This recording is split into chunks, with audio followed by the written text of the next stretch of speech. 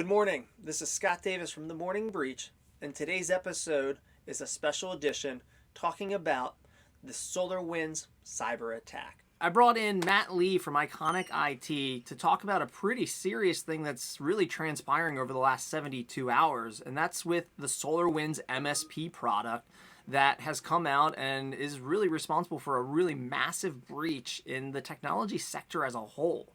It's affecting businesses, managed service providers, government agencies globally. So, Matt, welcome to the show.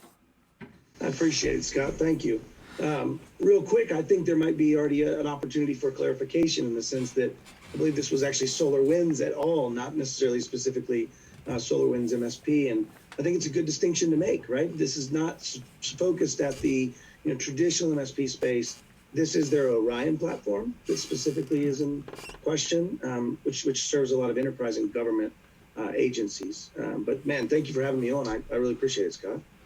Yeah, no, absolutely. So, I mean, the big things that I've overheard so far and just trying to stay on top of it is, it was the Orion product, which is really embedded in a lot of SolarWinds products. Sure. There is crossover, for sure. So there's a lot of crossover there. And the source code is still questionable if it's been fixed. I mean, a hot fix came out, but we're not really 100% sure if it's 100% fixed yet. Any feedback? Well, fixed being this relative term, right, Scott, in the sense that, was the source code patched and they now have a patch for it and have closed that hole. But you know as well as I do that any reputable, threat actor or hacker in general is going to leave some other forms of persistence once they have access. And I think that, if you look at CISA's discussion and warning, they say, hey, anybody you've contacted, anybody you work with, you might want to start taking some deeper security measures and inspecting your systems for those type of threat actors' presence. But yeah, you're right. I mean, what have we heard about it? We definitely heard that they, that someone came in through OA, they believe, from an earlier potential breach and in the SEC filing yesterday. We do believe that that the threat actors modified the code between March, or I think it was May and June, right? That was when the live code, and they believe it was exposed to 18,000 enterprises across the globe currently, at least as I understand it. And it was a poisoned, supply chain attack, right? In the sense that it was the update channel of a system meant to keep patching in place, meant to do all those things, and the threat actors implanted that backdoor, in the update channel, right? This is the second or third major supply chain attack we've seen. I think just to hit home, a lot of questions that I've been getting is how did the attack occur? And I think you touched on it, but I think we really should dig a little bit deeper. It looks like, potentially started with a phishing email. Someone gained access to that local computer, a developer computer, someone that was editing that source code. And through that access that they gained, they were actually able to then embed bad code into the good code, which then got published. Do you want to elaborate at all on that? Yeah, I mean, there's a couple of working theories right now that I've heard. Yours is exactly one of them, right? That they had a password and a username. So they did phish somebody, quite likely.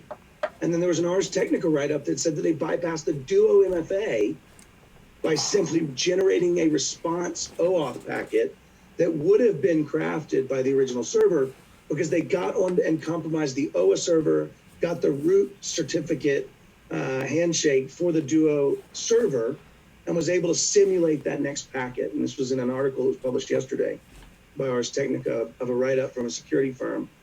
But, the point is that that's one method. The other method could have been implanting an employee. But they essentially put in the well so that when these update servers were reached out to by these very secure, very protected SolarWinds deployments of software by these high-level government organizations across the globe and corporations, it sucked down that reverse malware that allowed threat actors to have an instant-on backdoor for presumably 18,000 customers that touched this poison well of their 275,000 customer base on that product, from the numbers that I was seeing.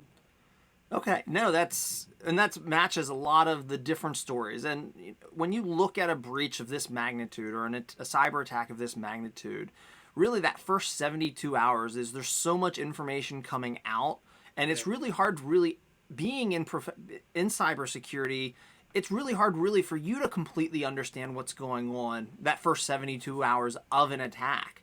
What is, I think, particular that I'd like to point out is I think it's the fifth time CISA has ever responded with an emergency declaration. Pull the plug Yeah. if you can't patch it, right? That was literally the Yep. declaration. Like, sorry, no more system. I mean, yeah, pull the plug on this if you can't patch it. And you're right. There's not many times they've said, hey, emergency declaration, do this. And every channel, I mean, I got it through InfraGard. I got it through, CISA alerts. I got it through my text messages. And it was just so pervasive. And I think you're right. We've been in the chaos of that first 72 hours, right? If you've ever been in the middle of an incident, you know things that you find out you didn't know later, right? It's just, for me at least, and maybe I'm the worst cybersecurity professional in the world, but there is chaos in that first 72 hours, right? Like, there's unsubstantiated claims of federal raids on SolarWinds. There's people spouting on talk shows about, potential insider selling and stocks and all kinds of things that make this much more of a sensationalized story. But I think we'll find out what really, what we can find out. I mean, these guys are professional, probably nation state. I got to be really careful with that because of the laws of armed conflict type of engagement rules about attribution for a nation state actor. But the sophistication certainly is a very, very high level of sophistication, very like most of the espionage type things that are happening. So, interesting implications, right? U.S. Treasury, Yeah. DHS. I mean, there's just so many things where we don't know the fallout from this, right? Another nation probably keeps a lot of this. They don't let this leak, right? They keep it, in my opinion, I think. It means very targeted attacks on certain individuals, I believe, right? You now have very good data to track and target dissidents that you believe you need to track and target. But yeah, I mean, really interesting times on this, I think. So you did mention, one thing that CISA, warranted was, pretty much if you can't patch it, to unplug it. For the MSPs out there that are using SolarWinds products, for the enterprises out there that are using SolarWinds products with Orion, a lot of SolarWinds products are crucial to managing and monitoring their network. So, just in your quick take, what are some of your thoughts on something they should be doing or could be doing? I will echo Chris Roberts on this one. Chris put out an article yesterday and said, okay, so you're saying that my best effort is to drop what does my patching, my database monitoring, my network monitoring, my log gathering, my log egression, you're going to turn off that and sit in the dark. And I'm a good, respectable hacker, and I'm not going to take advantage of that situation. Right? So I think, unfortunately, like in my opinion, and I'm not an expert in this, I'm an armchair expert probably if you'd call me that. But I would say that you actually have created a haven for those threat actors' persistence right now because of dropping the lights and dropping the inspection capacitance. I mean, I think it's it's not all the security tools, obviously, but it is absolutely, I think, a Sophie's choice. And I think it's, do you let the threat actors in that you know, or do you drop all capabilities of monitoring said threat actors? Yeah. Yeah, I think one of the things, I think I would recommend would be keeping an eye on what IP addresses are hitting your SolarWinds products. Sure. Absolutely. Firewalls. I mean, yeah. Yeah, keep an eye and really take the proactive approach and whitelist your employees' IP addresses. Really lock it down so only the people that you want to access it can access it. It may be a lot of white IP addresses. It may be a lot of workload. Depending on what SolarWinds products you use, it may not even be possible. If you're hitting those RMM agents and, they got to all report back and everyone's working from home, it may not be a feasible solution. But having, some protection and throwing some extra monitoring, extra security on top of that, absolutely, I think would be the better approach than just pulling the plug and shutting it down. Now, for some organizations like government, top secret, absolutely. If you're dealing with that, I think, shut it down, stop that work from that side. But, well, Matt, I appreciate you taking, 5-10 minutes and sitting down with us. We really appreciate it. And any closing thoughts, anything you want to leave us with?